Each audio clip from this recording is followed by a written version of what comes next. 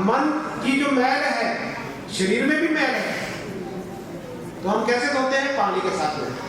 भरिए हाथ पैर तन दे पानी धोते उतरस के।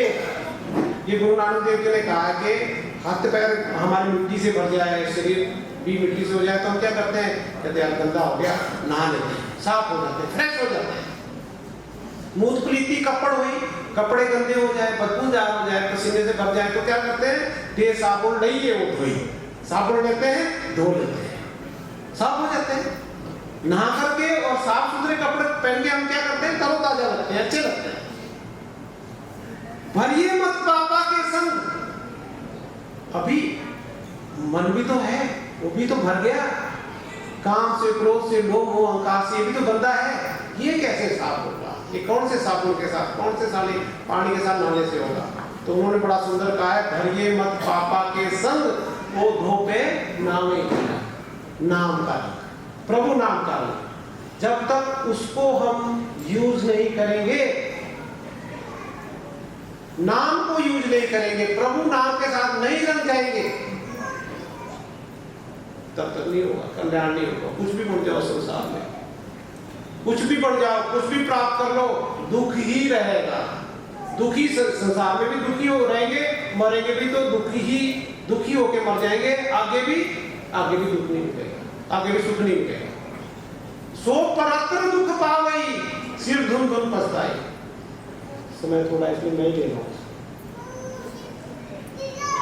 उन्होंने क्या कहा कि सो परत्र दुख पावई, यहां तो दुखी हो गए, सारा जीवन दुखी बता दिया, मर गया तो सुख मिल जाएगा? नहीं, आगे मरने के बाद भी भटकता ही रहेगा। सो परत्र दुख पावे, सिर धुन धुन पछताई, काल ही कर्म ही ईश्वर ही मिथ्या दोष लगाई। फिर जब शरीर से आत्मा निकलती है ना, फिर उस समय अकड़ आती है। कहत कबीर तब ही नर जागे, जब जम का दंड मूड में लागे। ये देसी भाषा में ना मूड कहते हैं सिर को, कहते जब जम का डंडा मूड में लगता है, सिर में लगता है, फिर उसको होश होती है, अरे मनुष्य जीवन मिला था, ये तो भक्ति के लिए मिला था, ये तो अपना कल्याण करने के लिए मिला था, अपना कल्याण करके औरों का भी कल्याण करने के लिए मिला था। मैं तो उसको भूला ही रहा, मैंने तो कुछ किया ही नहीं, मैं तो सदुपयोग किया नहीं, मैं तो शरीर और मन की इच्छाएं पूरी करने में अपना जीवन गवा दिया, पशुओं की तरह शरीर गवा दिया। जैसे पशु भी खाते पीते हैं, सोते जागते हैं, बच्चे पैदा कर लेते हैं, वैसे ही हम भी खा पी रहे हैं, सो जाग रहे हैं, बच्चे पैदा करके पाल पोस के बस खत्म हो जाते हैं। पशु और हमारे में करतूत पशु की मानस जात, लोग पचारा करे दिन रात। महापुरुषों ने कहा है कि जब तक ये सत्संग में नहीं आता, आत्मिक रूप से नहीं जागता, नाम के साथ नहीं जुड़ता, तब तक इसमें और पशु में फर्क नहीं है।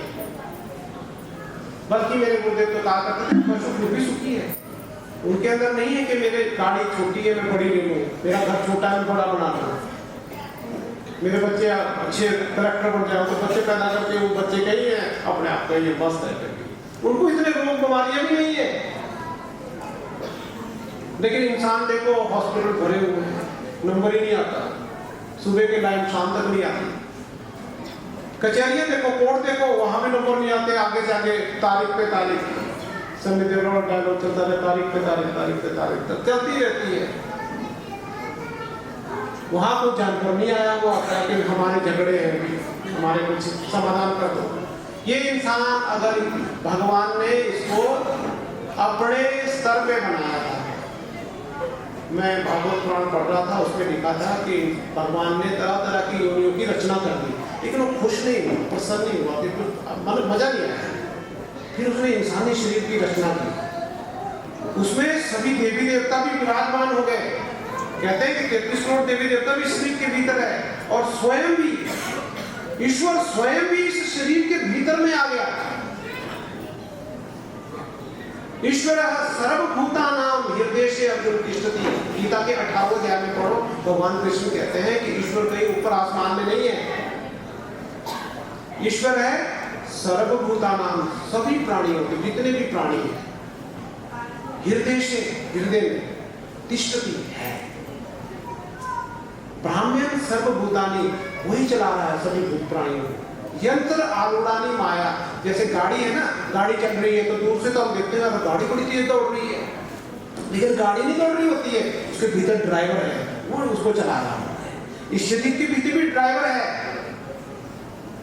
लेकिन कहते हैं इन आंखों के नीचे नहीं है परमेश्वर की धारा।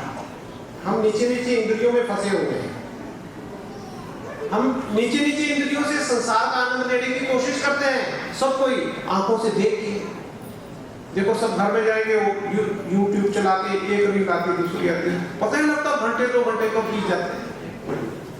आंखों से देख के बाहर के रस ले रहे हैं, कानों से सुन के बाहर के संगीत ले रहे हैं, जुबान से खाने के ले रहे हैं, नाक से सुनने के ले रहे हैं। इसके नीचे नीचे जो हम संसार भोगते हैं वो नरक है। ये नहीं कि नरक हमें बाद में मरने के बाद मिलेगा, ये नरक ही भोग रहे हैं यहाँ पे। भगवान कृष्ण ने 16वें अध्याय में कहा है कि त्रिविधम नरकस्य इदम द्वारम नाशनम आत्मना, हमारी आत्मा का नाश कर रहे हैं, अधोगति में पहुंचा रहे हैं। हमारी ऐसी स्थिति बनी हुई है, ये क्यों बनी हुई है? त्रिविधम, 3 नरक के दरवाजे हैं। कौन से? कामः, क्रोधः तथा लोभः। काम, कामना है, ये जो हम पाल लेते हैं कि ऐसे करना है, वैसे पढ़ना है, ये भी लेना है, वो भी लेना है। अपना कर्म करो, उसके हिसाब से जो प्राप्त हो गया उसमें संतोष है।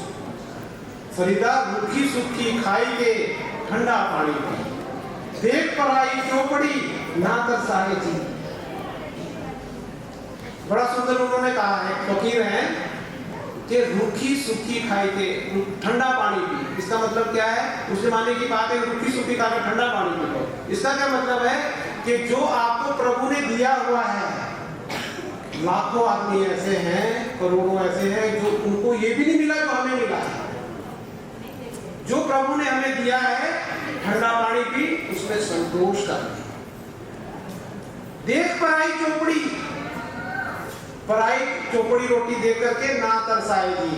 मतलब चौपड़ी का मतलब क्या है कि दूसरे के पास में से ज्यादा है, ये भी है, मेरे पास नहीं है, ऐसा करके तू जी मत ललचा, फिर तू सुखी नहीं होगा, फिर शांत नहीं होगा।